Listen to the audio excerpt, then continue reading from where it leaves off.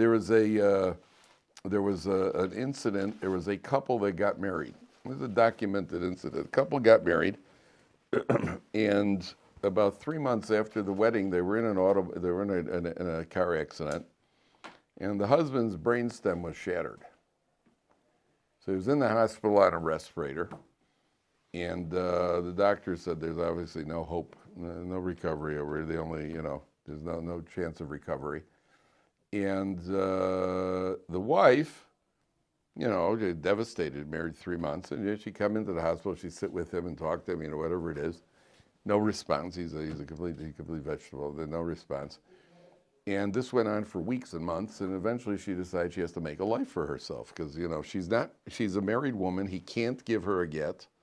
There's no get by proxy. Can't give a get, and she's not a widow because he's alive. So she actually went to medical school. And once a week she would come into the hospital and sit with her husband for 10 minutes, and that was it. And this went on and on and on. She graduated from medical school. This is going on for years.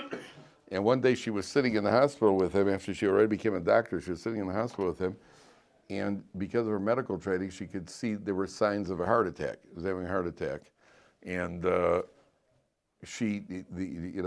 now she had a choice. She could either push the button for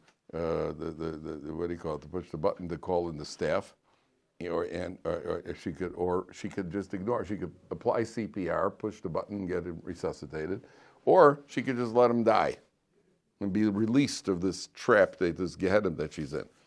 So without a moment's hesitation, she pushed the button, applied CPR, kept him alive, and then she went to ask a halachic authority. She went to ask a halachic authority whether she was obligated to do so. Rabbi Yitzchak Zilberstein. And the Lord said, the Torah says, "Lo samar al dam re'echa," do not stand by your fellow's blood. Torah does not distinguish between somebody who's healthy or not healthy. And you had to do what you did. And then he said, only somebody whose ancestors stood at Har Sinai could have done something like that. That's the end of the story. That's the end of the story. Now you're expecting, and then he got better, and they all lived happily ever after. So I told this story to my kids once at Shalosh Shudas. And with this one of these, they were little at the time. And I told my kids this story. The mistake I made was my parents were over at the time. So I told my kids this story, and my kids are all looking at me like this.